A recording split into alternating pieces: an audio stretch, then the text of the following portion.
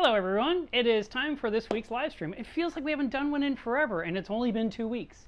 So the topic today is about avoiding the urge to overachieve.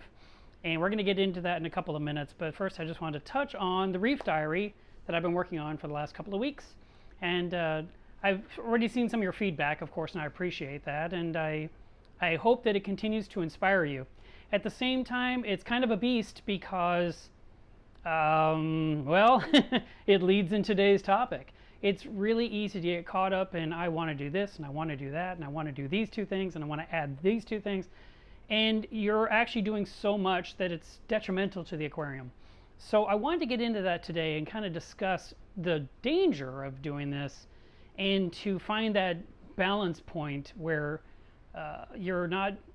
where you can do your maintenance without affecting the livestock. So one of the things that my main goal with the Reef reset was to get the water parameters under better control than they'd been. I pretty much had everything nailed down except to nitrate, and nitrate was the problem because I couldn't add any more fish and I couldn't add any invertebrates because they wouldn't last. And so my goal was, I've got to get the nitrate down. I'm going to attack this tank and do it. So I've been proactively working on this tank for, I'd say, at least 6 weeks, if not 2 months. Whenever Dwayne was here, I feel like that was 6 weeks ago, maybe it was 7. You know, we did a lot of work. We removed a lot of dead coral skeleton undergrowth, and we worked on the sand bed. And then in 2 subsequent water changes, I did the same thing, working on the substrate to remove as much mud from the sand bed, and just cleaning. And as I've been doing that, I'm seeing progress. It's working. But at the same time, I don't want it to work too well. I don't want to go too far. As a matter of fact, I think I've already done it. I think I've pushed the tank too hard. And even though it doesn't feel fast to me, it actually is when you think about how long the tank was sitting at 80 ppm nitrate. So I'm now going to dial it way back on what I do inside the aquarium. There's still things I want to do, but I'm going to have to really sit on top of my hands and do nothing for a little bit. Give it some chance to breathe and give the corals a chance to acknowledge what I've done and adapt and tolerate and hopefully resume growth. In the big water change I did a couple days ago because of the cyano treatment, I wasn't concerned about doing water change. I've always done that, and I knew even if I lose a coral or two in the process, so be it, because in the end I'm trying to help the entire aquarium, and it's very, very difficult to keep everything happy in the tank at the same time. And if you haven't figured that out yet, it's not a trade secret. It's a real thing. We all have to work really hard to keep as many things happy as possible and understand some things are not going to make it. So for example, I lost my red dragon SPS coral, and when I was talking with my friend Dwayne about it, he says, oh, that was the one that got exposed to air? And I said, yeah. He said, that's a deep water acro. It doesn't like that. Well, I didn't know that little tidbit, so it was only exposed to air for maybe 10 minutes, but it still went up in smoke and it's gone. So I need to get another one. And also, I don't like to do big giant water changes, as you have been observing. They do their duty. What am I trying to say? They serve a purpose, but at the same time, it's not a necessity. You don't need to drain your tank down to where all your corals are exposed to air. And while corals can do that in real nature, in our reef tanks, they tend to be underwater all the time. And many people have adopted the equipment in their arsenal of doing automatic water changes where they're pulling out 2-3 gallons a day very quietly. The tank never knows it. The water level never drops in the aquarium because as the water's coming out, new water's going in, and it's all the same. So I'm done with my big water changes for the year, I'm happy to say. And while I'm mixing up another batch of salt water now, that's because I got to work on the Frag tank. And that will happen later today, and that will be in the Reef diary. So right now what's happening in the aquarium is it's kind of reeling from all my activity. And it was because I'm trying to overachieve when I should not be. And I wanted to share that with you because I feel like when you when you get motivated, when you're finally like, that's it, I'm going to work on the tank, you really work on it. And you might spend the entire weekend on it. You might spend every day that week. And you may fix a lot of things, but the tank may not tolerate it well. And it might take some time to rebound from all those efforts. And one of the things I really like to do is keep my hands out of the tank as much as possible. And that is not what I've been doing as of recently. I've been very interactive with the aquarium, and the corals are clearly letting me know they're not happy. So I want to emphasize that when you have a whole bunch of things you want to accomplish on your tank, go ahead and do those things, but do them over time. So for example, someone asked me just today or last night, can I use Vibrant at the same time as I'm using ChemiClean to kill cyanobacteria? And I don't think that's a good idea. I think that you should tackle one project at a time. And if you're using Vibrant to treat for one thing, let it do its job. And when it's done and when you got the tank back to normal, then you can go ahead and do the next thing. And that's pretty much what I'm doing now with my tank. You know, I'm working on it and I'm focusing on certain areas. I didn't siphon the entire sand bed of the tank. I've been working my way in sections, and I didn't put in cyano killer at the same time as I'm attacking the sand bed. You know, I waited till I was done with one thing to do the next. And even then, like I said, some of the corals are not happy. If you were watching the Reef Diary this week, you heard the news that the purple tang died. Crown Royal had been with me since 2004 as of this month. I mean, it's like literally 17 years exactly. And I do think that when the return pump turned back on, it spooked the fish because the water was blasting into the tank before I could run over and slow down the flow rate. And so in the future, my workaround, if I'm ever in that scenario where I'm going to use take out that much water and put new water in, I will slow the pump down to maybe 60% and then turn it off. So when it comes back on, it comes on at a weaker pressure. And then as the tank fills up, I can increase the flow because now it's not coming in like a fire hydrant. You saw in the Reef Diary, if you watched it, the water blasting everywhere, and that was after I'd made my adjustment and then I grabbed the phone to film it. That was not the initial blast. So I do think I just scared her, unfortunately. And I've not done that before with any fish, and oops, I mean, it's horrible. You know, it's just, I didn't anticipate it, I didn't think about it, and it got away from me. So I did, you know, inspect all the other fish. I've looked at them all, and like I said, out of the 43 fish that are in this ecosystem behind me, I lost the one, but all the rest seem to be healthy. So I like I said, I think it was spooked. I don't know exactly what happened. I was focused on what I was doing, putting water in the tank, and I was, you know, watching the sump, watching the skimmer. You know, I did not look to watch and see what fish are doing during that exact sequence of time because I had 3 other plates spinning. When this cyano treatment was completed, I, you know, of course expect to have nice clean white sand, but like I said, the tank is now dealing with some of the reactions of other things going on. The turf scrubber, I opened it up the last couple of days and I've looked in there, and the screen has some green hair algae growing on it, and it's mostly white, but there's no hint of cyano. The refugium has no hint of cyano.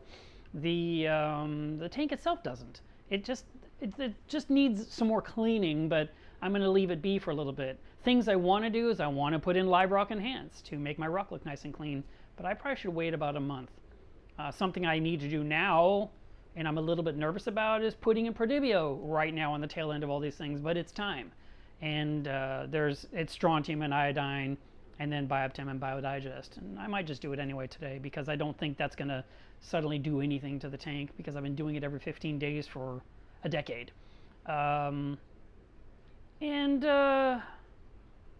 had one more thing I wanted to work on, but I'm gonna, like I said, I want to bring the phosphates down. They've crept up after all the things I've done, and I'd like to bring them down. But I did turn off the denitrator resin because the nitrates continue to drop.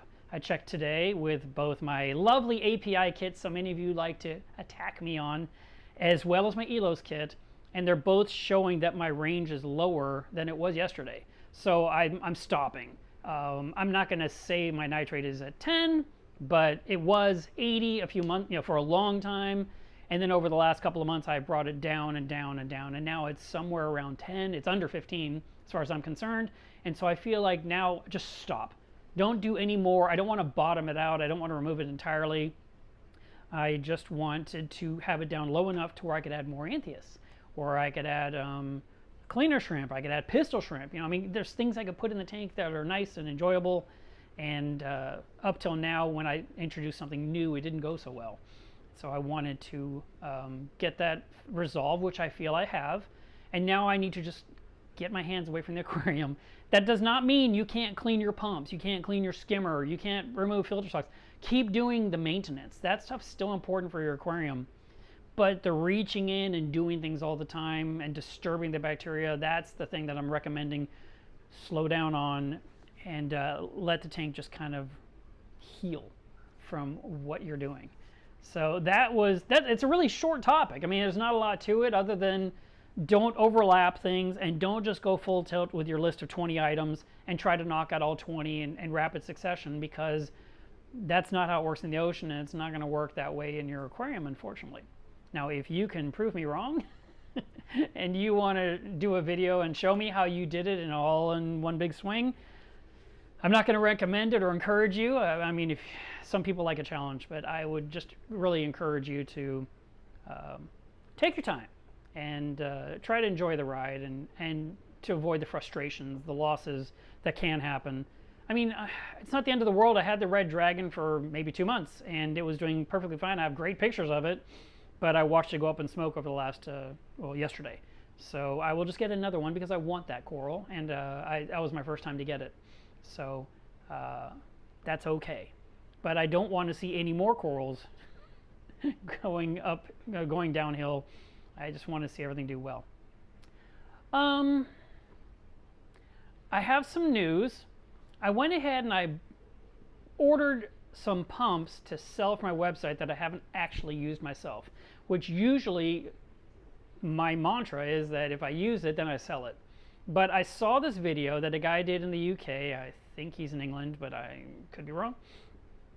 And he was talking about the new Comore pump that is just now in the US. So this is the X1 Pro, or Pro T. I don't know what the other letters were, but this is a continuous dose pump that can be used to feed a calcium reactor or to do water changes or something like that, and they retail for $150. So it's a good price. It uses a stepper motor, not the kind of pumps that are not the kind of, what am I trying to say? The innards, this is upgraded to a stepper motor. It can handle it, and it's in the same casing. So it's a very nice little pump. I saw the review. I was so impressed that I said, I'm just going to have to, I got to put this to where this focus is for this camera. This camera doesn't want to focus. Let's see. Hide my face, maybe? I don't know. Anyway, I wanted to get some in stock, and I did.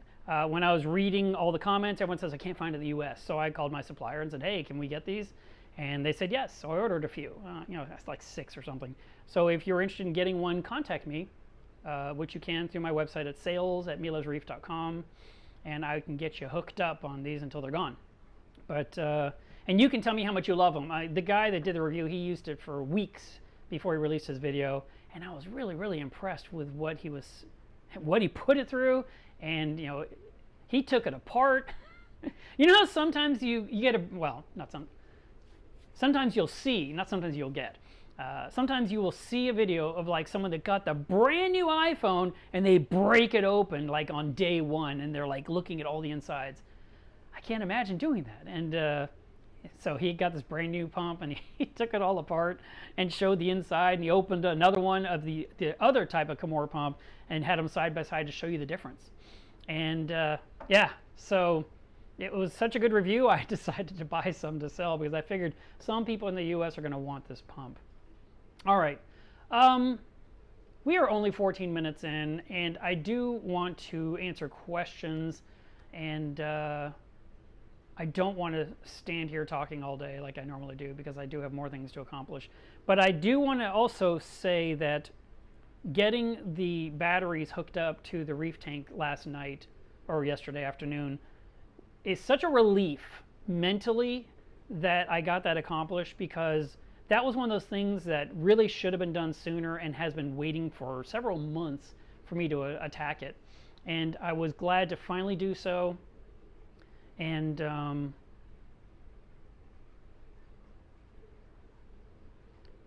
I don't have to worry about if the power goes out now at all. You know, if it goes out for an hour or 2 or 3 or whatever, I've got battery power to last me nearly a day and a half. And usually if the power goes out for an hour, I'm out there and I hook up the generator.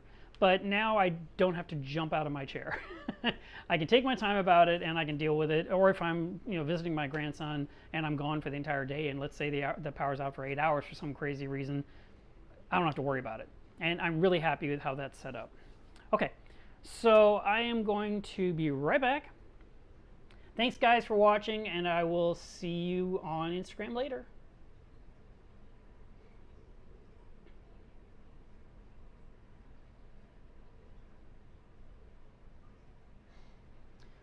Okay, I keep looking at this camera, it's distracting me because I'm not in focus. And I think if I focus on me, see, it's not like updating like it's supposed to. That's better. All right, so that was irritating me. I mean, it's great that the tank looks good, but I was just like, I am like a blurry mess in the front. See, look at that, the whole tank in the back. You know, let me make a change on the camera. That will help immensely.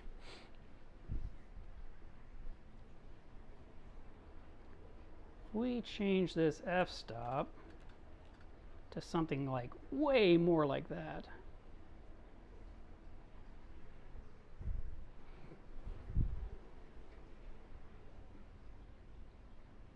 That's a little bit better. I don't know. It's still not, the lighting's not cooperating very well for some reason today, but at least I feel like I'm more in focus.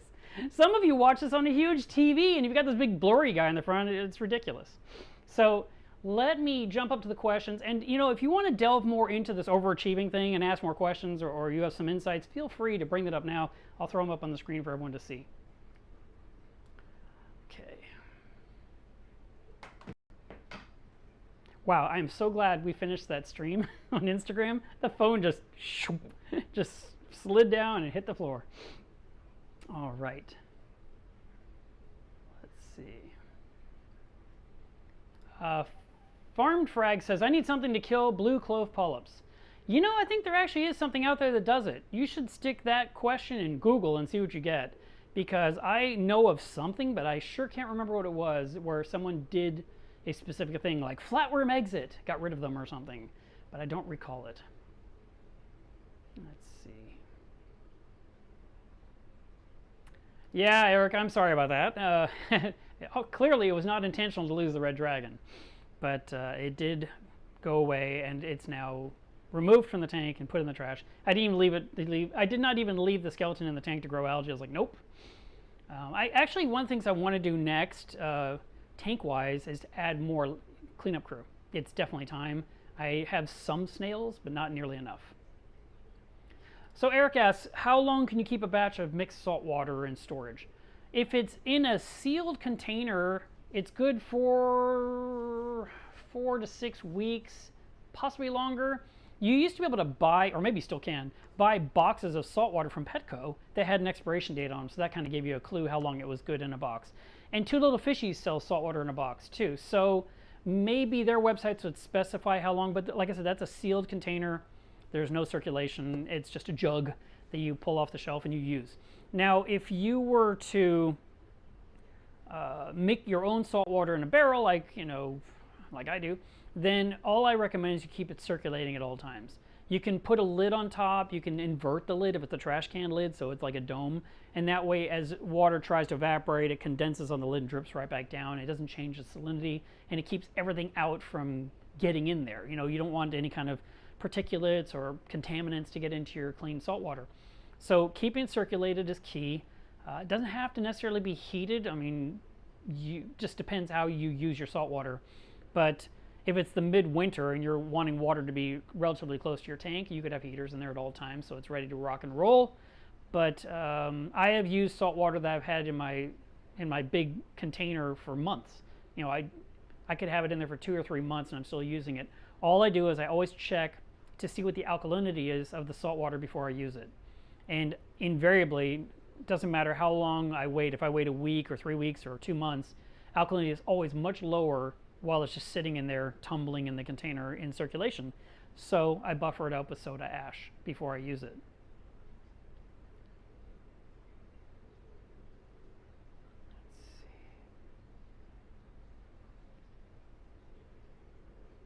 Alex says, I just got a beautiful toadstool leather. I've never kept one, and I have a mixed 20-gallon reef with lots of SPS. I've read online about leathers being toxic. Help. It's a 20-gallon aquarium, so you got limited on space, and leather corals can grow quite large. I had one I grew from a little frag I brought home from Macna that was about that big, and I rubber banded it to a rock, and it grew into a thing so big that it took 2 men to lift it out and put it in a 33-gallon trash can, and it filled the trash can. It was ginormous. But I had it with all my SPS corals, and they did not suffer because I ran carbon every single week. In that scenario, that giant leather, I just knew I had to put fresh carbon every single week, and within 3 days, you could already tell the carbon had worn out. You know, the water was no longer that crystal clear, and then, you know, I put it in again every week, and for 3 days the tank would be nice and clear, and then it would start to get a little tiny bit murky. So you're going to want to run fresh carbon, but you probably have a smaller piece right now, but it's in a smaller body of water, so you have to keep an eye on it. Typically you can run carbon in your tank for 3 days once a month, and it'll do its job. Also keep in mind that leather corals do shed, and when they do, this stuff comes off of them and could land on a nearby coral and irritate it. But you shouldn't fear having a leather in your tank. Now, what you can fear is having a sinularia in with your SPS corals. That is a type of leather coral that definitely hurts SPS corals, and they don't do well. So you don't want to have sinularia. But a leather coral, it's not a bad thing to have. And in the back of my reef, I have a toadstool leather. It's a green polyped one, and it's growing beautifully. And I just put it in the very back of, where you can't see it from this side, but it's in the back in a good spot where it's not against the glass, and I can clean my aquarium walls without running into a coral.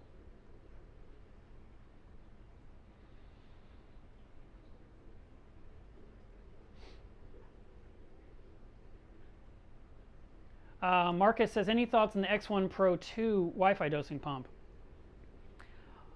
I believe I have, well, no, I just don't remember it being called that, but I have those in stock as well. So if you need that, that's another one that I'm going to put both these on the website this weekend, because that's been a need. Also on the website, in case you aren't aware, the coffee mugs are back. And so if you wanted to get a coffee mug that says Milo's Reef on it and enjoy a nice warm or cold beverage in it, you can do whatever you want with your mug. They're in stock. I ship them flat rate for $9 because they're over a pound in a box. It just comes out that way. And quite a few went out this week, but in case you guys weren't aware, I'm just letting you know, or you can have them added into your order with other things. But Marcus, specifically to answer your question, I have the original X1 that was Bluetooth. And then I bought the Wi-Fi one, but I have not actually pulled one out of the box to try out. I just knew people would want it. And yet I bought them, and they're sitting here because no one knows I have them in stock. So I've got probably 6 or 8 of those here as well. But how could that not be even better? Reef Dude says, overachieving is a thing? Yes, it definitely is. A lot of us reef keepers actually are leaning into perfectionism. We all want the most vivid corals, the most prettiest setup, the most vibrant fish, and you know, we do everything we can, and we go OCD on a lot of stuff in our aquariums when it comes to gear, and we do overachieve at times, and it does cause some chaos at times if we do way too much too soon. Also, if you're doing a lot of things at the same time and then something goes wrong, you don't know which one of those things did it, or if it was a combination of those things doing it at the same time that caused the damage. And it's really hard to correct it when you have so many things happening at once. Alex says, what do you think about making an aquarium stand from concrete cinder blocks? I don't want to spend a fortune on an aquarium stand. You can do that, but make sure the cinder blocks are standing up to where the hole goes through and straight down. A lot of people want to put the blocks on their side like so they have cubby holes to put things in, and that is the weakest way to use a cinder block. Cinder blocks are not designed to be used that way. They're designed to be upright, where you pour concrete in the holes to fill up the wall with concrete so it's really, really strong. And when you use those blocks under your aquarium, you want to do the same thing. You want to go straight up, and then a nice solid board across the top, and that should hold up for a very long time. It's concrete.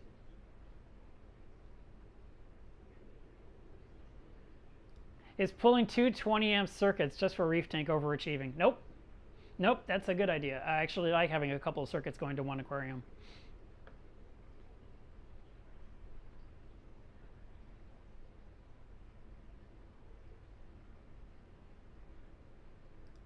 I did it! I did it! I upped the f-stop. That's what got some of this in focus. The thing is, the camera's a little further away from me, and I probably need to change another setting in there, like some kind of continuous autofocus. Or I have to stand much closer to the tank so that way everything's right. But then you see my big belly. That is something I'm not liking on the Reef Diary. I am seeing my belly. Oh my God, I have to go on a diet. I just have to. It's irritating me. I just see the roundness.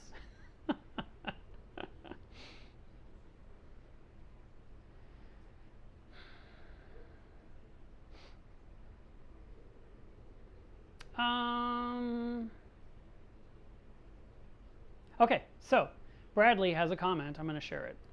He said, I recently began to pay a bit more attention and did some upgrades like a new skimmer, dosing alkalinity and calcium. I did a series of water changes, and it actually started to bottom out the phosphates and nitrate and dinos. I relaxed and let the cyano take out the dinos, and after the water change this morning, the tank looks great. Yeah, like I said, we can get a little bit ambitious, and that can cause a little bit of problems. So I try to recommend that you take one thing at a time.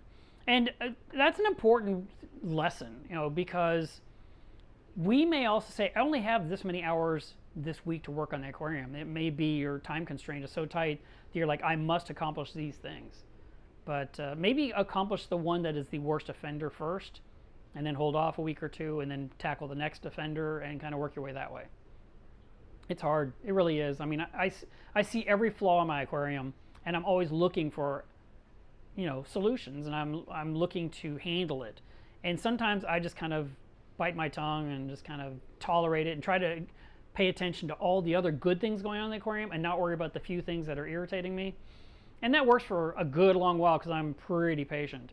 But eventually you hit a stopping point or a threshold, and you're just like, that's it. I'm dealing with this, which is kind of what I did. I just kind of had this urge to really get the tank under control that had grown into quite the wildness. And while it was beautiful, and I do miss it, I do also like the new, cleaner look of the tank, and I want to keep it that way.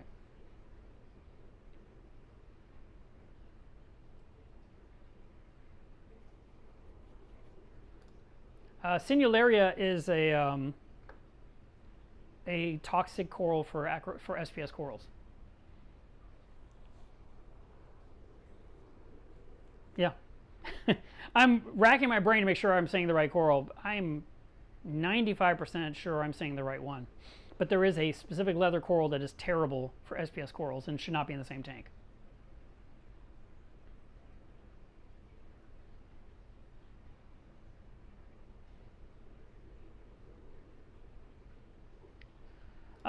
Skull Squadron says, I just put a UV sterilizer to clear a bacterial bloom, and 5 days later the bloom is gone.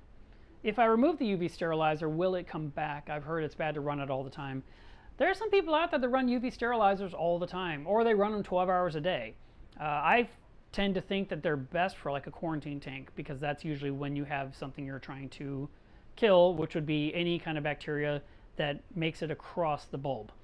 And if you have a fish that's got an infestation of some kind, and as those drop off the fish, hopefully through the flow in the aquarium, it goes through the UV and kills this thing off. But will you get a bacterial bloom back after turning off the UV? No, that shouldn't happen. Usually a bacterial bloom comes from an excess. Something happened to where the word bloom kind of gives you a clue. There's just an overabundance of this bacteria. And so what we want to do is we want to solve it, and there's a couple ways. You can just wait it out, and it could take a couple of weeks. I know some people have done that. They just waited, and it took forever, and they were really frustrated because their tank just looked like phytoplankton soup, and because it wasn't just a cloud, it was a green cloud. And then, you know, others would then employ a UV and clear it up in a matter of days, and that is a way to remove it. You see, but if you're waiting it out, what you're waiting for is it to grow so great that it starves itself out and then it collapses like bacteria does. So the short answer is no. If you turn off your UV sterilizer, it will not bring back a bacterial bloom. You're not going to have to, you don't have this bloom just waiting to explode all the time. You just had a series of things happen in your aquarium that provided all the ideal circumstances needed for this bacteria to really grow exponentially and create this cloud. And, you know, at this point, you can go ahead and resolve it with UV like you did, and there's a very unlikely chance you'll see it happen again. Joe says, how do you frag toadstools? My wife has 2 big ones that need some cutting. Believe it or not, you use a razor blade or a scalpel, and you have your coral. Let's just think of it like a mushroom, because that's what a toadstool leather looks like. And you would just take the razor blade or the scalpel and you would cut the rim off like you're making a big donut, and now you have this big circle, and then you can cut the circle with either scissors or the razor blade to have a bunch of chunks that are maybe an inch long. You know, it depends on the size of what you're fragging, but that's how I learned it. I was at MACNA and I went to a fragging workshop, and we literally had this big toadstool leather at each table, and there's 6 of us around the table, and we all had our gloves, we had our cutting board, and we had our razor blade. And someone had to take the coral and cut the circle, which I let someone else do because it was really new to me. And then we each had a chance to like cut off a piece off the long circle that became a ribbon that got shorter and shorter as it got passed around the table. And I came home with that little nugget, like I talked about, the size of my pinky, and I rubber banded it to a rock, and I put that in my tank. And it took years, but it grew into this ginormous coral. So it's that easy. And the rest of the coral that you fragged, you can just put it right back in the tank and it'll heal. Now do keep in mind, how big is your tank that you're working in? Because whenever you take something like a larger coral in what I consider a smaller body of water, and you cut it and then you put it back in the tank, and maybe you put all the frags back in the tank, everything is exuding some kind of stuff into the water. And that can become detrimental. It could kind of cause an avalanche of problems. So plan on big water changes, or the frags go in a separate tank, like a frag system where you're planning to grow these guys out to get them ready to give to other people. But the main colony can go back into the tank, and it should be okay if you weren't overly aggressive. Just the slicing around and then putting it back in is not a lot of manhandling. But if you were just like going to town to this thing, I probably wouldn't even put it back in the tank.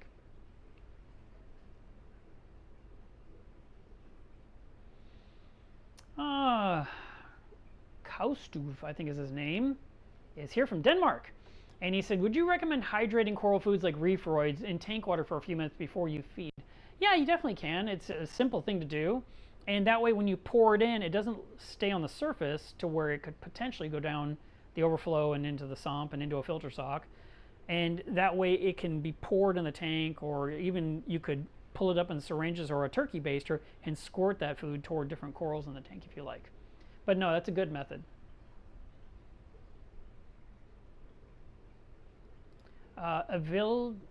Evil Joe Avel Joe asked, what's the best way to increase my DKH if my calcium is high? They're not like tied together. Like if you add alkalinity to your tank, your calcium doesn't just keep going up. The calcium is wherever it is for whatever reason it's at that point.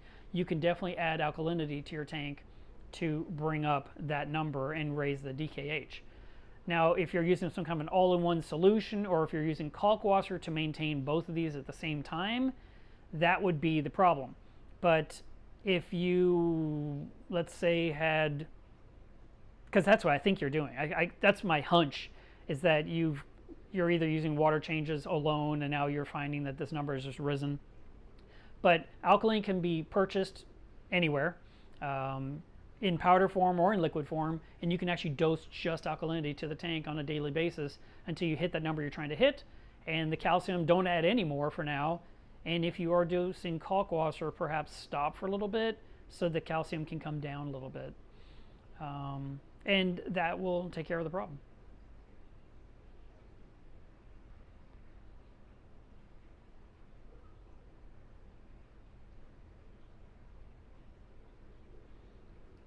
Joe says, NASAs are one of my favorite tanks. I have a 180-gallon tank.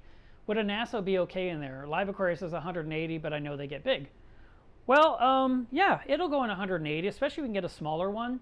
And over time it will grow, and then eventually you'll say, I want a 280, and then you'll say, I want a 400, and then you'll say, I want a 1,000-gallon tank because my fish needs it. So I think it's a great idea. But they don't grow super fast. It's not like you put in your tank and a year from now it's this giant beast that can't turn around anymore. I've had Spock since 2004, and she's, I don't know, she's 11 inches long maybe, 10 and a half, something like that. And I've had her for 17 years. And she came with a 280, and now she's been in this 400. But she's been in smaller containers in the past. Like when my 280 leaked, she lived for 7 months in a 100-gallon trough, and she just swam in a circle. And then when the 400 leaked, she lived in a 215, and then the 400 got repaired, and she's back in the tank.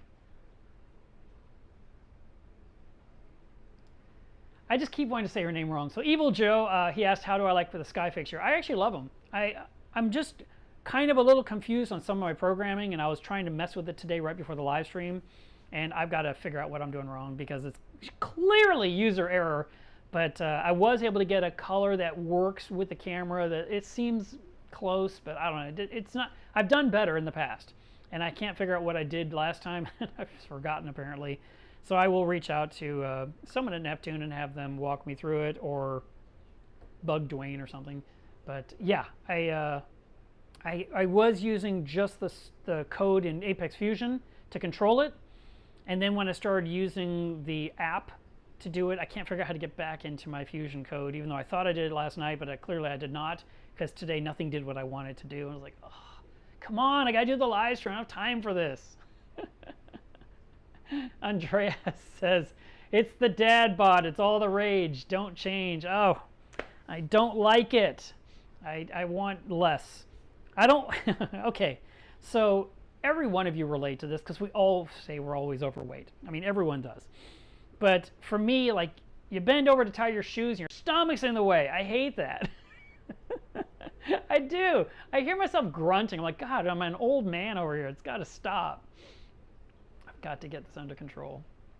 I do. I need to. Round as a shape. I'm in shape. Oh, it's so bad.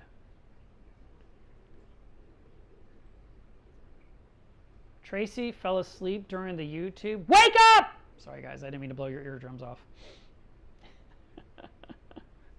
That was mean. Sorry. I do apologize. You know, I even put Jack up so she wouldn't bark and be loud and hurt your ears.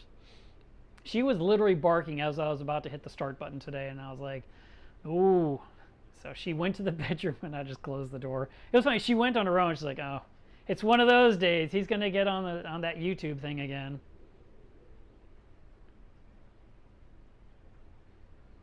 Let's see. You just want me to buy bigger shirts? I mean, granted, this one was free. Foursquare Aquatics gave this to me. Foursquare Aquatics is the company behind the algae turf scrubber I'm using under my aquarium. And he recently sent me some of that algae that you saw in one of my videos in the Reef Diary, where I was threading hair algae into the mat. And this shirt was included. So I had to wear it today because it looks so nice and new and clean. I actually had to remove a little bit of dog hair before the show.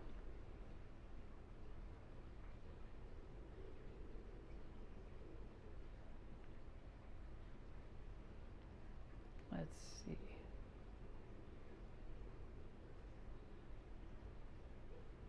Wait, there's a double question here. Okay. Lucas says, in my 65-gallon reef, I have a cleaner wrasse, and when he disappeared, there's a lot of typos here. Fish that left when he disappeared. Scopus tank. What is happening?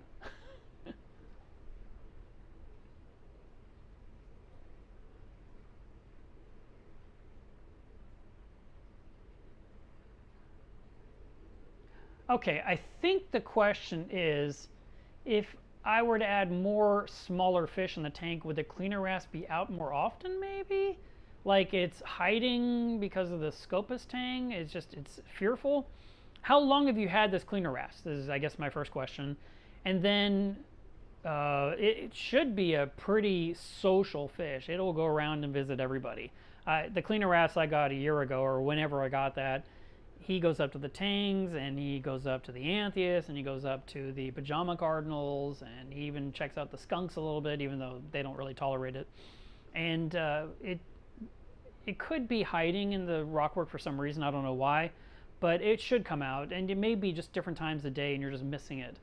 But if you want, you're asking, can you add more fish to the tank to encourage it to be more social? I don't know that that's a real workable solution in an aquarium that's only 65 gallons. You know, you kind of have a limit on how many fish you can put in there total before it becomes overpopulated. And then Varshil says, can a Percula clown pair up with an Ocellaris? Yeah, they actually can. They can do it. That's where we get some of these hybrids sometimes. I'd like to have just Perculas or just Ocellaris, but they can get together and they can become a pair.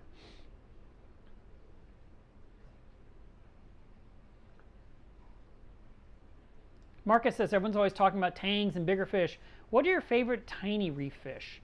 Well, the mandarin is my favorite fish, and it's not tiny. It starts off tiny. Oh my God, they're adorable. I have seen a living mandarin, like it was tank raised, from eggs. And it was living inside a test tube, a real scientific test tube, a skinny one, and there was a mandarin in there. I'm just like holding up like, this is unbelievable. And that was when Matt Wittenrich finally cracked the code on how to grow mandarin from eggs. And of course, you know, when you want to buy them nowadays from Biota, for example, you get little tiny ones that are, I don't know, 3/4 of an inch. ORA was selling mandarins for a while that were probably about 1.5 inches long. Again, these are all tiny. I like them because they're small. I love tiny little fish. So when it comes to what other tiny fish I like, I mean, there's a lot of cool little guys out there that, you know, compared to a tang, seem very small. And yet, in a nano tank, they'd seem relatively large, like a Royal Grama or a Fridmani pseudochromis. These are some pretty little fish. They can get a little bit larger, like 3 inches long, possibly, given enough time and some good luck. But I love tiny things. I'm not always seeking out tiny fish, but every once in a while someone will post one. And I was going through my phone the other day because it's full. It is full. I think my iPhone has like 512 gigs of space on it or something, some number like that. And I'm like at 509.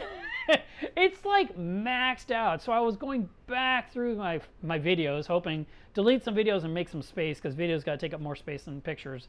Unfortunately, there is a lot of pictures on there too. So even as I remove 119 videos, I save like 10 gigs.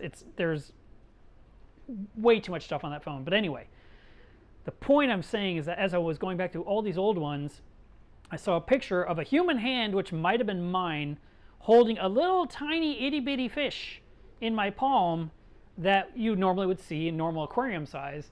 And it was a baby. I think it was when I was on one of my Florida dive trips and came across this itty bitty tiny guy and took the picture. And I love it. I love seeing the small little fish.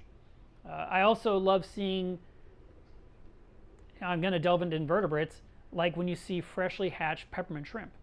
And they're just like little angels dancing in the water for that night, and then they're gone. But it's fascinating. I love that stuff. What is your favorite tiny fish? Aquapuncture says, does the Gorgonian like the new location? Yeah, it's actually doing really well back there. I've been watching it. All the areas where Dwayne snipped it, it has been healing over. It's polyped out. It's doing its thing. It doesn't seem like, I mean, that kind of looks like a dark corner right now in this moment. But it's not. It's doing really well. I'm happy with the way it's doing, and it seems to be completely content. I'm not seeing a decline whatsoever.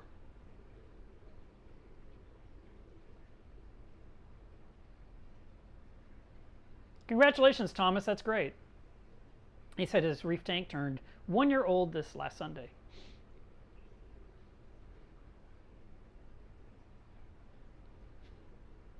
Joe says, my wife says, when we move, I can take over the basement and do whatever size tank I want. But I have to pay the electric and the water bill. Don't we all? Oh, there you go. See, there's a tiny fish right there. The Yasha goby is a beautiful tiny little fish. I would love to have one, as if I had a little tiny tank where I could appreciate it. Putting something adorable like that in a tank like this, I'll never see it again.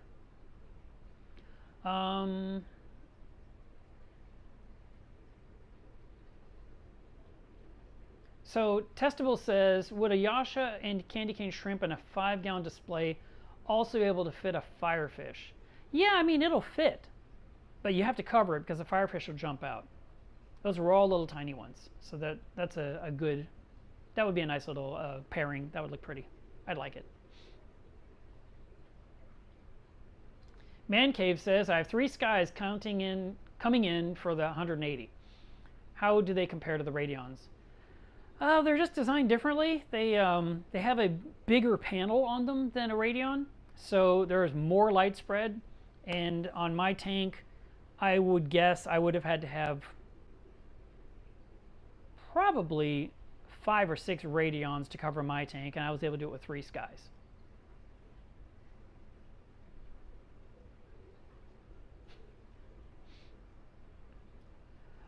Josh says, I'm glad to see you're smiling more.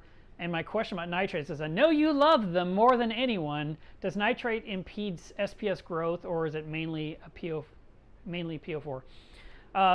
Excess nitrate definitely inhibits SPS growth, which is one of the reasons why so many were always surprised that my corals continue to grow and become such large colonies when I had such high nitrate. I mean, I'm telling you, 20 years ago, they were telling everyone, do not let your nitrate get over 2 or 3 if you ever want to have SPS corals.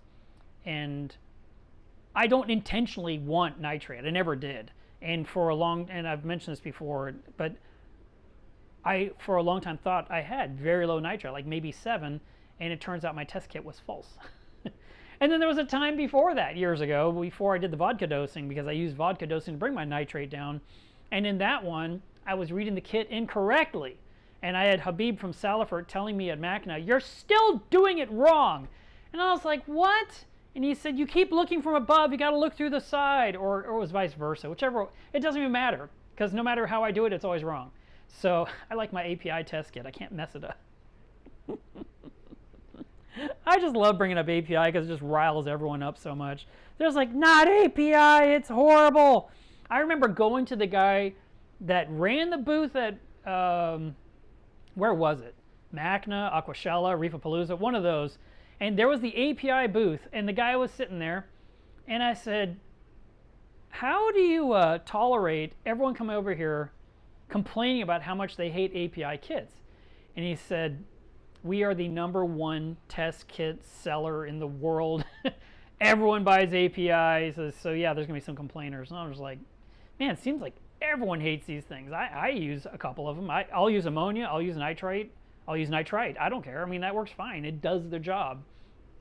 And but I was just I tried to imagine myself doing his job in that booth with that brand and keeping a smile on my face, because I just feel like everyone would be yelling at me all the time, because that's what I see online. Everyone's like, API, no.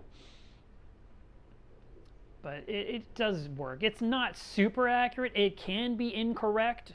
I recently had a kit that was bad, and I traded for one that worked. But I had the same thing happen with Elos. I had a kit I thought that worked that was bad. So, you know, anything can happen. Let's see.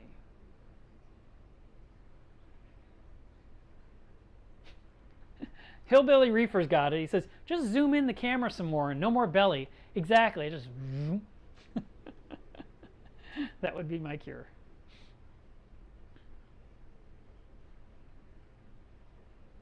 I know that Caitlin loved gobies, and there's a lot of different kinds, and she's got I have her 2 gobies still in the anemone cube, and they come out every single night to get food. I really need to work in that tank. See, you got to reach into a tank again to remove the aptasia problem in there, because they're there in the spot where the gobies like to come out, and they're kind of ruining everything. They're ruining the view. I feel like the fish have to dodge them to get to their little spot to wait for the food. I feel like the Aiptasia are capturing the food that is meant for those fish. I just want them gone, and I've got to get my arm in there. And I feel like I can do that one without affecting this tank behind me. Lincoln says, is it true that high nitrates cause SPS to brown out? Yeah, I'd say so. My tank was crazy high nitrate, probably about 80 for over a year, probably longer. And I was doing things to bring it down, but it wasn't working. Oh yeah, definitely longer than a year. What I think about it, it's been a couple of years. But I can say for a fact that colors were much less intense on my corals. My reef just looked pale and unhappy and unhealthy. And that's why I was so aggressive to get these nitrates down finally after so long, because I was looking at the tank for about 6 months and I was really unhappy with the look of the corals. They just, like I said, they were pale, they were not vivid, they were blah, they were meh.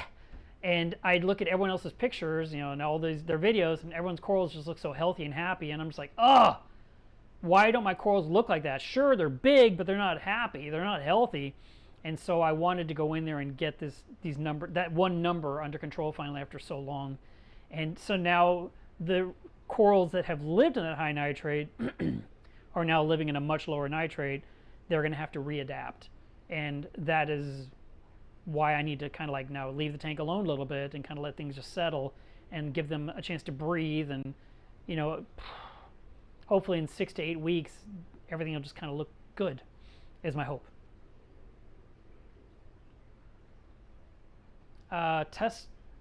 Testable says, does Petco carry bulkhead fittings? Maybe? I actually don't know the answer to that one. There's a possibility, but most local fish stores will have them. Sometimes plumbing supplies may have them. Sometimes farm and tractor suppliers do. Sometimes irrigation places do, but they're not always the kind we like. You can always check Amazon because everything's there, and then there's other websites, you know, like BRS, saltwateraquarium.com. They all sell bulkheads. I used to sell them, now I don't.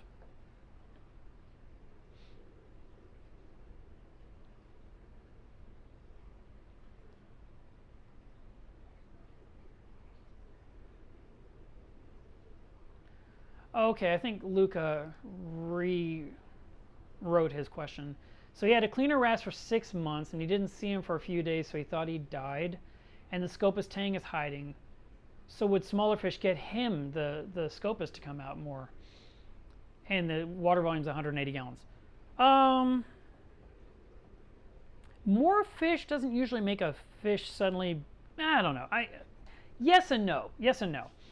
You can add some more fish if you like, and you may get some activity, and you may see the Scopus come out more.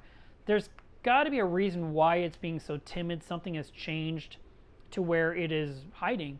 And like in the anemone cube, I had a mated pair of clownfish, and when one died, the other one receded into the tentacles and would barely come out. She seemed like she didn't want to eat. She looked depressed. She just seemed very unhappy. And when we added the baby clowns, and we put in 16 of them, they swam up to, I remember 3 of them swam right up to her and just kissed her belly. It was really cute. It was the craziest thing I ever saw. And then she's like, I like you guys. And she started to come out and hang out a little bit more. And she was very happy to be with more clownfish. So I can't tell you you got to add a bunch more Scopus to fix your Scopus shyness problem. But I can tell you this, the other end of the spectrum.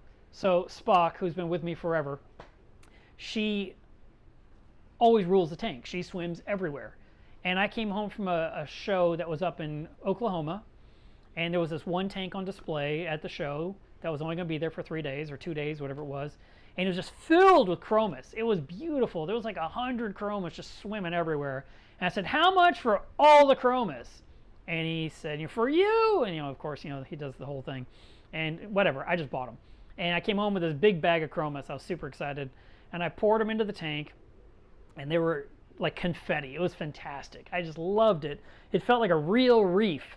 And Spock turned black and went into the corner and didn't come out for 4 days. And I was just like, wow, you really don't like these fish. And she, she wouldn't come out to eat. She wouldn't swim the tank. She was just like, what is all this blue crap in my way? And finally, it's like she got hungry enough, and she said, they're really not going away. I guess I'm just going to have to swim through them. And I mean, it wasn't 100, but it was a lot. And she got her mojo back and started swimming around and didn't really care. And the chromis moved out of her way because she's the whale. And it was pretty neat. But like I said, I mean, adding a bunch could make a fish more timid.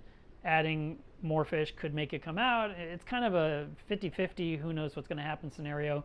I wouldn't go crazy and add a lot of fish. You can add a few more and see what happens. And maybe even kind of like time-lapse what's going on around your aquarium with a spare phone or something, or camera or whatever you've got, and see if there's something happening. Because what if there's someone in your household, like a small child, that's scaring that fish and tapping on the glass or something? I don't know. I don't know what's happening in your house. And maybe you can find out what's going on that makes this fish suddenly timid. Maybe because of the change of seasons, the reflection off the glass, the Scopas season of the Scopas, and is scared of it. I mean, there's crazy things that happen in our tank sometimes.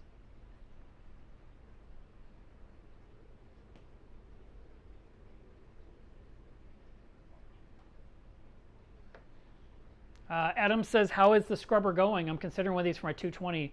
My nutrient issues, yet the only filtration so far is my skimmer. Well, it's being reset, so it's not a lot to report other than it's clean, and I'm happy about that. I don't have the horrible, slimy cyano goop stuff growing on the screen that it was.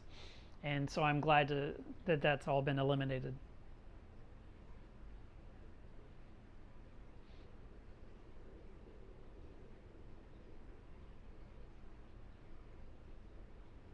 Nick Fab says, flaming prawns are awesome.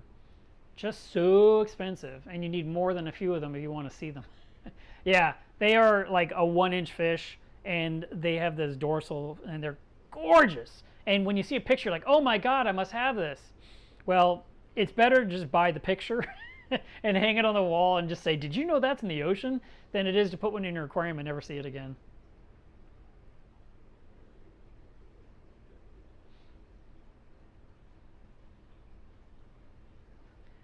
Marcus says, I want to get a couple of F-word fish. I know what you're saying, sir. Oh, so today is the 7th. Let me see. I need to check my calendar. Okay. I think on Friday of this week, I'm going to upload a behind-the-scenes video of Caitlin and I from 2017 that will include some curse words. So I'm telling you now, so you can mentally prepare yourself. Maybe I'll bleep them, I don't know. But I found these videos on my phone from back then. I was trying to interview her for a spot, for a promotion to promote her talk at MACNA that year. And the interview was so bad, it went so badly, I just could not get everything to work, that I never used it. And she used to post all these screen grabs of the videos, of the interview, and she said, here are all the pictures of me and Mark that, you'll never see the video because he refuses to share it. It was so bad that it's like a 15-minute blooper. And I didn't get mad, but I was definitely annoyed that we could not just get like 2 minutes of something solid that I could use. And Jack was a puppy, and it's really cute. So I want to share that on Friday the 13th, Friday the 13th, because that will be the 6-month anniversary of Caitlin's death. And so I'm going to upload it that day. And like I said, there's a couple of times in there where she cursed, I cursed once. And I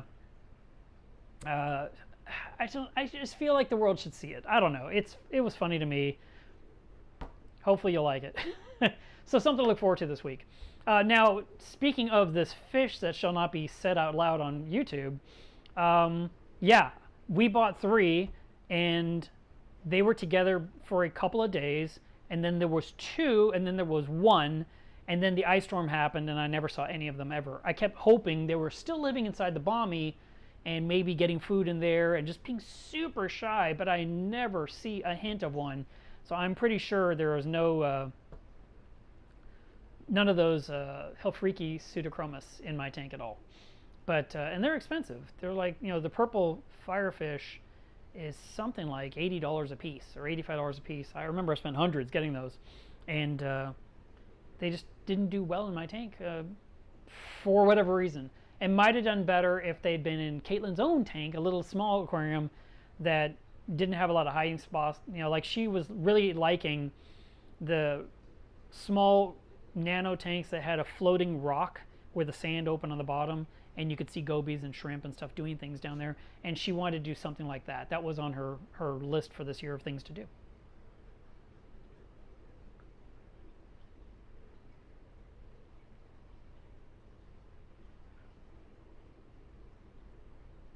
The random guy, I love that name, says that I have a way of drawing out the reef geeks into this channel.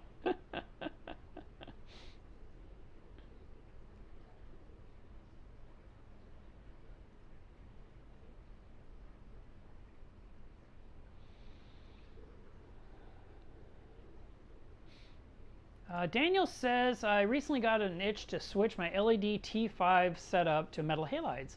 What would you recommend for a tank that's 48 by 24? 2 metal halides. You didn't say the height of the tank, you didn't say the gallons, so you're probably looking at 250 watt bulbs or possibly 400 watt bulbs, depending on what spectrum you're picking. But just 2 lights is all you need for that. And then if you wanted to use some of your T5s as supplemental actinics, you can. So you could have your metal halides with like a front and back T5. You know, that way you're not like completely getting rid of something. You're like utilizing the new thing with something older. Like I have my Skies and I still have my XHOs up there because there's no reason to take them down. And I can run them when I want to on demand, or I can run them in a profile when I do my streaming setup, or I can hit a button and run them for 10 minutes when I'm feeding the fish because the clock got away from me and the tank has gone dark and I need 10 more minutes of light. So there's a lot of reasons to have, you know, your T5 still hanging around.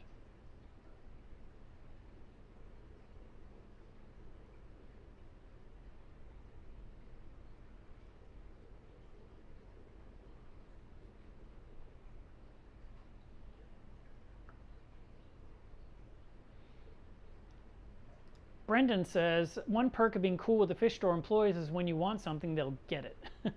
They'll get it for you. I got a pair of blue striped pipefish over the other guy that wanted them. Hey, how'd you do that one? So the other guy's like, I want these fish, and then you showed up, and because they knew you, they're like, nah, we're giving them to Brendan. Sorry, no luck for you, sir. Congrats on your fish. That's funny.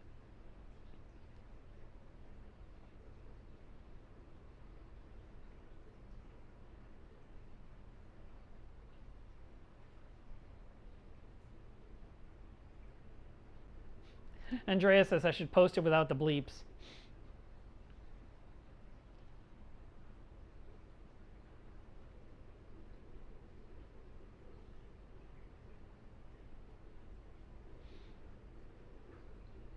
And Reef Dude says, Devin says I should go raw and uncut.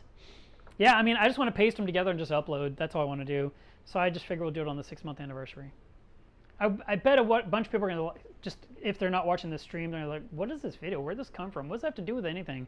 I mean, the reef is in the background at least. And it's what my tank looked like in 2017, so it's kind of a weird flashback when you think about it.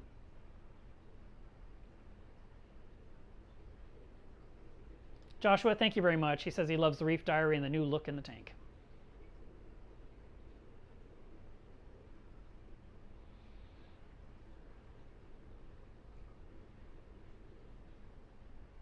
It looks like we have caught up. Oh, here it is. Sammy says, not sure it's been talked about yet, but did you keep your reef brights off since the Sky install? No, I'm actually, well, I kept them off for a few weeks just to watch the Sky do their thing each day. And then I decided to turn it back on because I like them. And they run for a specific duration. Yesterday, it was the funniest thing. So the Anemone cube, let's see if we can do this. Okay. Oh, there's a mess. Don't look at the mess. I did the laundry and the dishes today, so it's not that bad. So the anemone cube last night at 1 in the morning was glowing blue, and I was like, it must be a full moon, you know, because EcoSmart Live does that. You know, if there's a full moon, that tank is glowing hours past the shutoff time. And I was looking at the tank and it's just going. I'm like, man, it has not turned off yet. That's crazy. And then I realized when I replaced, I had one of those 6-outlet power strips, you know, those really cheap ones where you get like 2 for $5. And I got rid of it. I removed it and I put an EB8, which is an Energy Bar 8 that Apex or Neptune Systems sold 10 years ago, 8 years ago. I don't. They're really old. And I still had a brand new one in the box as a backup. And so I said, I'm going to hook it up under here, get rid of that cheesy strip, put the energy bar on there that's tied into the Apex ecosystem. And that way, if it's off, like if there's a problem and like that circuit breaker trips and it stops power to that energy bar, I will get a notification. Okay, that's the perk of having that. And I mounted it under the stand of the anemone cube, and I plugged everything in. And in Fusion, there's a little notification, new tiles, and you're supposed to open it up and drag everything down into your main area where you turn things on and off, or you set your programming and do all that. So I didn't move anything. I knew I needed to, but I was going to do it on my computer because it's a little bit easier for me to have a desktop screen in front of me rather than trying to do it on my phone, especially because my Fusion's super long. And if you have to add a tile and you have to drag it down and drag it down and drag it down and drag it down and drag it down all the way down to where you like it, then you have to go to the top and get the next one, and there's 8 of them. So I'd much rather drag 8 switches down on the desktop. And what happened was the EB8 had some kind of like default programming, like number 1 and 2 are on, number 3 is considered a heater, number 4 is considered a skimmer, number 5 is this. It just has these defaults, and I hadn't programmed them. I just plugged everything in, everything was running, I was like, good to go. And so what happened was, at one point at like 1 in the morning, that one thing was still turned on. Maybe it thought it was a return pump, even though it was actually XHOs, you know, the Reef bright lights. And then I thought, well, hey, if that's on, maybe something else is off. And I looked, and there was another thing that I'd plugged in that was off, which was a Vortec pump that should have been running 24/7, because it thought it was, I don't know, a light. And so I had to spend time last night at 1 in the morning programming and cleaning up Fusion, and marking what's empty, and just kind of cleaning up and the whole thing. And as soon as I made my adjustments and hit the upload, the light turned off and the tank was dark. But I have XHOs on both tanks, and matter of fact, the Refugium has an XHO on there as well, and I like them. I like what they produce, and I don't see a need to not run them. I own them, so I'm going to use them.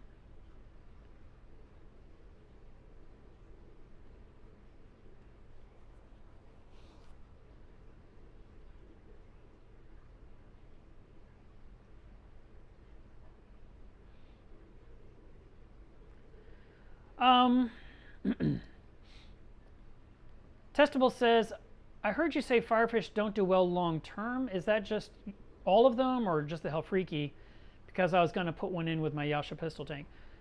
I don't have a good answer for you on that one. I have not had them long term. I don't know how long they typically live in a reef tank. But maybe do some research. Find out what you can find out. I mean, maybe Live Aquaria has some kind of information on this, or possibly a book on fish. Because I just feel like they don't do well in our reefs. I think our reefs don't have enough food for them. They're very small fish. They're actually, I mean, they're not sessile. They're pretty active. And so they have a, because they dart. They're called dartfish, right? Or, firefish, dartfish. These fish, they move so quickly, so rapidly, they burn a lot of energy. They got to capture food in their little tiny mouths too, and get enough of it to stay healthy. I have seen them in the ocean very occasionally. And I remember this one time I was swimming through these rocks. It was like this corridor, boulders going up both sides. And I could see there was a diver up ahead with another diver. And the one that was facing me had a camera, and he's filming something very, very intimately. And I'm just like, what on earth is he filming, you know? And the other guy's just like staring this way, and so I had to come around them both, and I didn't want to approach too quickly and scare away whatever it was they were filming. And it was a whole collective of like maybe 20 firefish all together in like this hollowed out spot of sand. I don't know what the heck they were doing in that spot, but they were beautiful, and it was so nice to see them in nature, because you rarely see them in nature. I don't even know where you would go to intentionally find them on a dive. Now maybe, you know, because I don't have tons of fish knowledge, but maybe there's something like, oh, well, if you go to the Red Sea, they're everywhere, like chromis, you know, or like anthias. But I don't know anyone that's ever said, oh, I've had these firefish for 10 years. I've never heard anything like that. It just feels like it's a 6-month fish to me or something. I don't know the answer. I actually would like to learn more about that. And I guarantee you, on my shelves of all these coral magazines, there's probably been one on this exact topic that I have not read because it got, you know, got away from me. One thing that I was really disappointed, I'm going to digress into a tiny rant. Coral magazine has been out now for, I don't even know how long, 10, 15 years. And I did not know that there is no way, yeah, I'm saying it correctly, that there is no way to search for an article on a topic in coral. I was sure they must have this great database on their website to where you could type in anything under the sun and it would tell you all the issues or the names of all the articles and what page number they're on. And there's no such thing. And I'm just like, what? That's not, are you serious? So, I don't know. Maybe I'll start a new hobby and I'll go to the first coral magazine I have and create a database so when somebody does a search, we can say what article, what issue, what page about said subject. I don't know, that might be a monster undertaking, but at least the main articles, maybe not the little sub things and the letters to the editors and, you know, those. I mean, there's a ton of neat things that you could really do if you wanted to, but it would be quite the ordeal. Fortunately, there's only 6 issues a year, so it's not it's not an insurmountable task, but it would be a lot of work. But I think it would be beneficial to the reefing community to be able to look up a topic that's been in print in coral and maybe see the electronic version. Or maybe, I don't know, hey Coral, if you're listening, make that a paid service for being an online e-subscriber to where you're able to download it to your tablet and you're able to use a search to previous issues of the online version. You know, you're not asking Coral to suddenly give you a hard copy and mail it to you because you need that article. So, I don't know. It's a thought.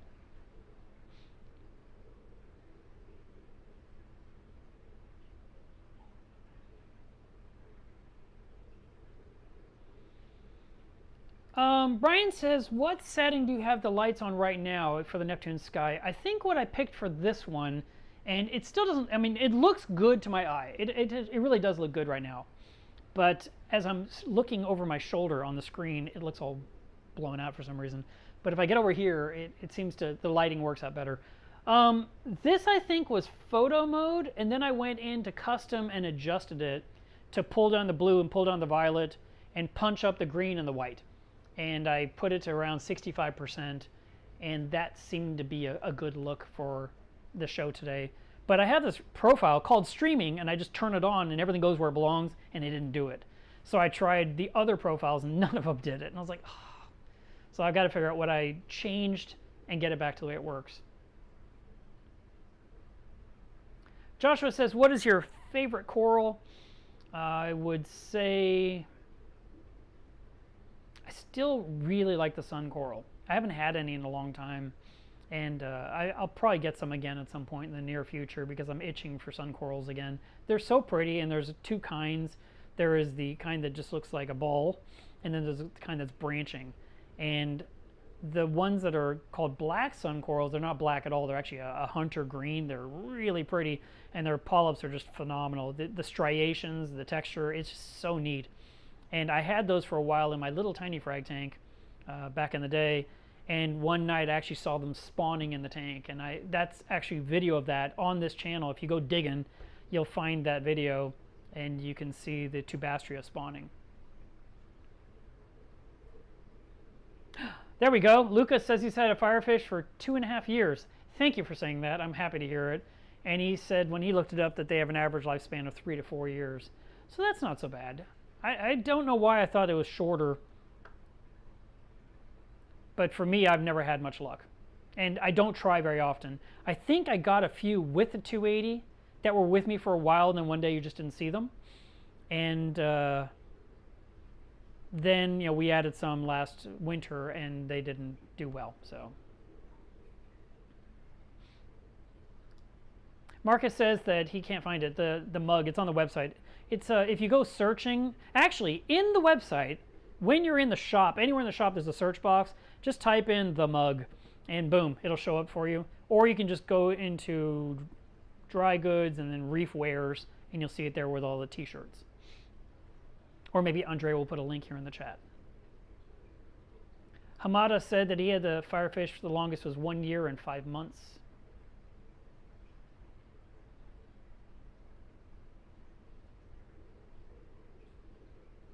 And yeah, I agree. Creating that database would be a huge undertaking for a team of people, let alone one person.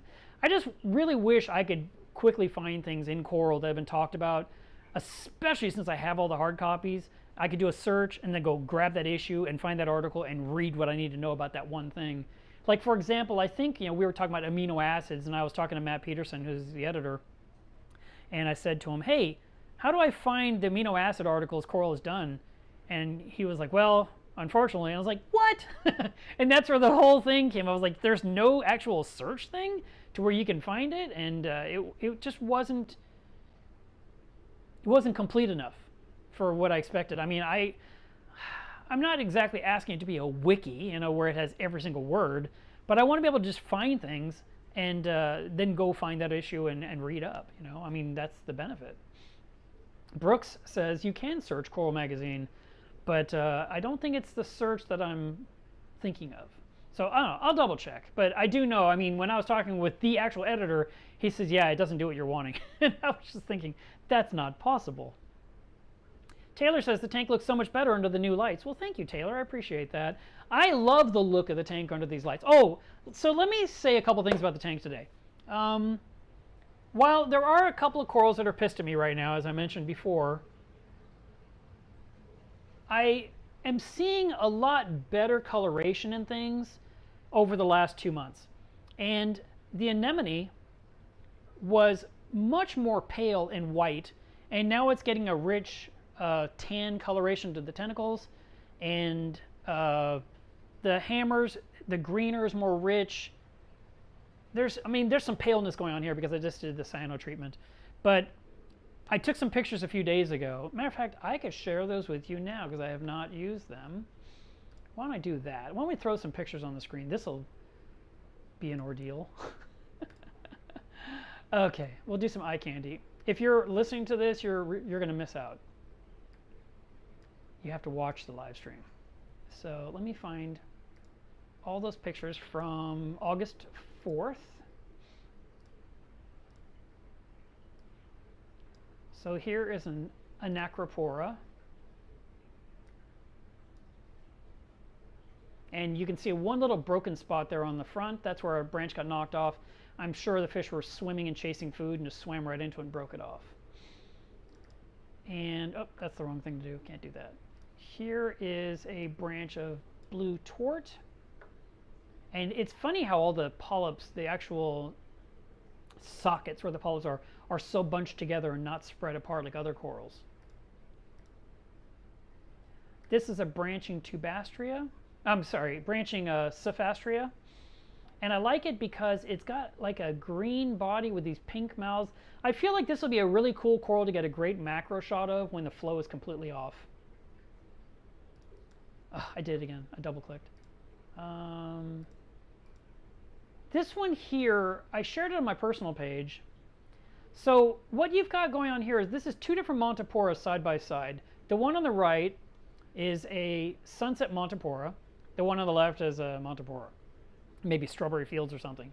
The one on the right is orange with green polyps, and the coral on the left is green with orange polyps. I thought, that's really neat, and that was not an intention. That wasn't intended. It just happened. This is the top of the Forest Fire digitata. which has been growing nicely.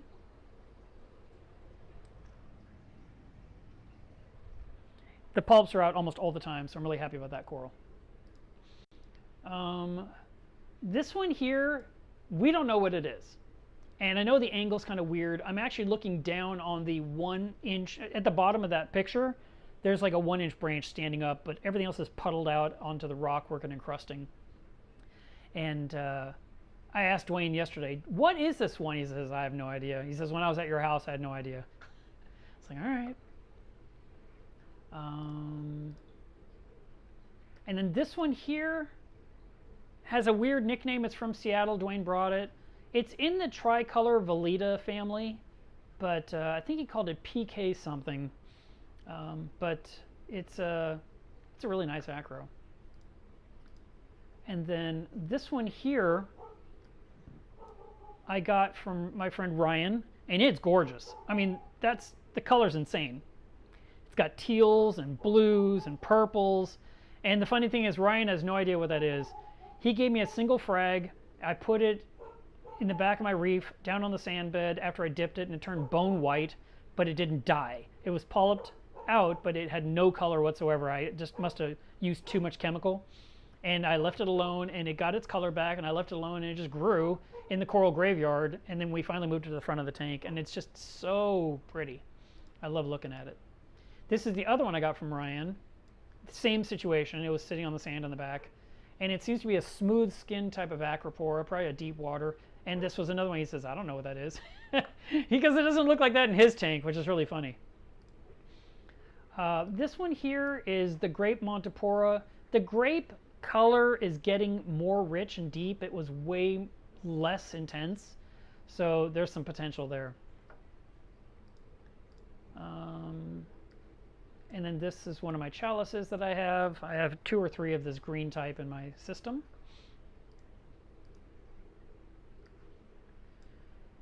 This right here is a Montipora spongiotas. And then this right here is, you can see that blue purplish acro is just going gaga about in the background. And in the foreground is a green stylophora that I got from Dwayne. And I have another picture of it from a different angle.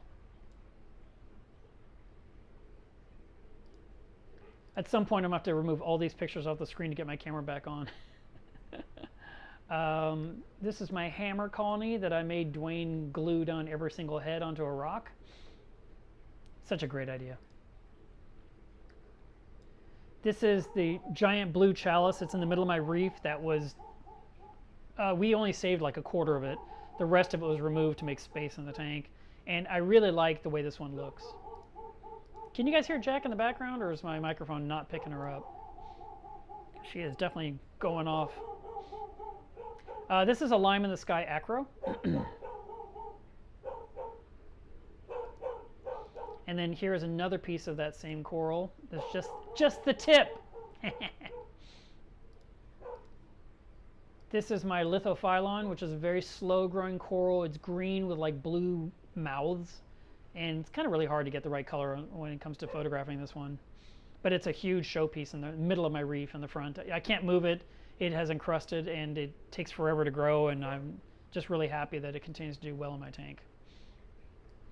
This is some purple Milka stylophora, which is the one piece I kept out of the giant colony that we removed. And then this is the moon coral that was being stung by something. Where did it go? Hang on. It was being stung by something, and so the top half is bleached, but you can still see there's some life in there. You can see some polyps in there.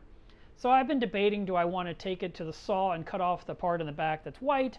Do I just want to leave it alone? In the meantime, the rest of it seems okay, so I'm happy about that.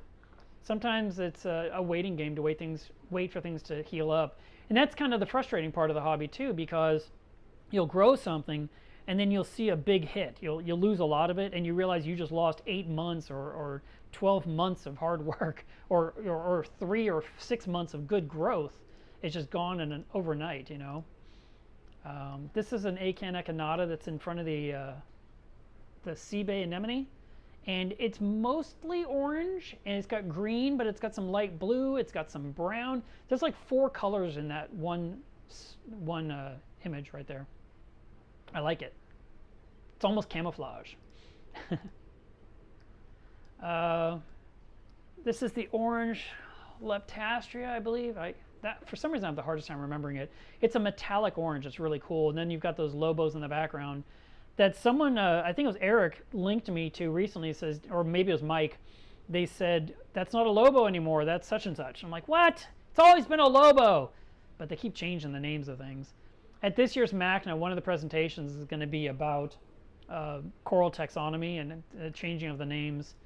And I'm probably going to be in the background just booing the whole time. This is my Pac-Man Acropora, which is a deep water. And it's alive, even though its friend, the red dragon, is gone. I'm going to go pick up a new one today, I think. Here are some nice toxic Palithoa. You know, if you weren't scared of them and you didn't mind having them in your tank. They're really pretty under blue light. I've had them since 2002. This is my Platygyra, which is a maze coral. I've had this thing forever. Forever. I've had this coral since there was a company called Extreme Corals that, I don't know when they came out. Like let's say they started up in 2007 or something. And before they sold their first coral, I was there taking pictures and I got this coral from them that day. And I've had it forever, and it was much, much larger. And then systematically about 1/5 of it would die, and then another 1/5, and then finally it was down to the last 1/5. And I just looked at it and basically was like, go ahead and die so I can just tear you out of my tank. And it's like it heard me and it started growing and it started healing and started spreading. Well, those Palithoa I showed you a minute ago were all up against this thing and stinging the sides, and so I lost a whole bunch. But this is the part that is a survivor that is probably 4 inches long and 2 inches wide. It's the top of the rock itself that it's encrusted on. So it's going to be a while till it works its way down the side, if it does at all, or spreads out more in all directions. It's a very slow growing coral, but I do like it a lot. I like maze corals a whole bunch, and back years ago, I would, anytime anyone had a maze coral in any fish store, I bought it. I had so many of those things. I couldn't get enough of all those mazes. They were so pretty. This chalice here is a little pale compared to what it looked like in the past. It was more red and pink, but it's still a really pretty one. It needs to kind of heal up. I need to leave it alone. Hey guys, I have a picture of the red dragon when it was alive. You want to see it? There it is. And then in the foreground there on the bottom, the white part, that's actually some Sunset Montipora that was completely shaded that is growing its color back. And now that we rearranged the tank. Here's a branch of the Shadowcaster, the Acropora that dominates my reef normally. It's at the far left end of my aquarium. Here is some very healthy Sunset Montipora. Here is a piece of the tongue coral in my reef. It's probably 12 or 14 inches long. That thing is ridiculous. I like this one. I got it recently from Frank's Tanks. And they call it T-Rex, like the dinosaur, because they said they just wanted to name something. So I've got a couple of pictures of that one. And the colony they have is really, really pretty, so I was happy to get this chunk. And you can see it's spreading onto the rock, so it's doing well. And then I have this little piece of 3/4 inch of some vivid blue tort that Dwayne gave me. And it's looking really nice. And then finally, I've got this crazy chalice coral that the areas where you might think it's white is actually light blue. I can't say new growth because you can see the little spots speckled throughout it, but it's a really cool chalice, and it's been growing. I've got it in 2 different places in my tank, and I really like looking at this guy. And so I have one down in the bottom corner. All right, let me see if I can close all of those things I opened. Got to figure out how I did that so I can get my camera back on screen, because I don't think I can just put myself in the front. No, I cannot. What if I do this? Nope, that doesn't work either. I'm under all the corals. Help me, everyone. Help me. Let's see. Windows. Were those overlays? Yes, they were. Okay, I found it.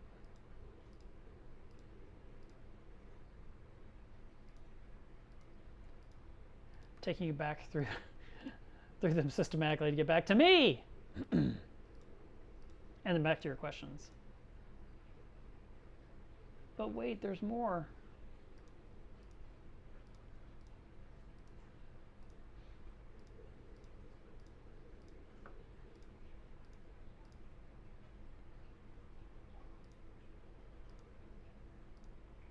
Ta-da! Okay, I'm back.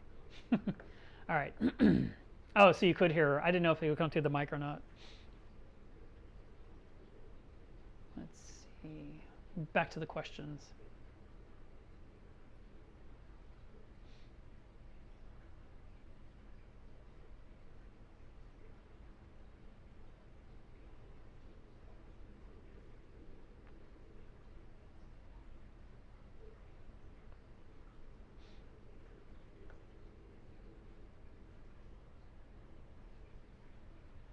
Reef Dude says if you were to export the coral magazines as PDF files, you could then use grep, whatever that is, to search the folder of the PDFs for what files have keywords.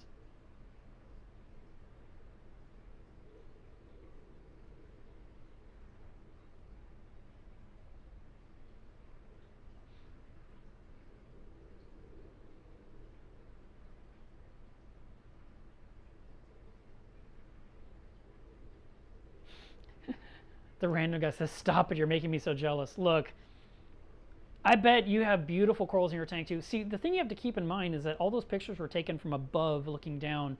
And I'm oftentimes telling you guys, you should look at your tank from the top. Turn off the flow and get up on your ladder and look down and see what things look like, because they're beautiful from above. And a lot of times we miss out looking at things from the side.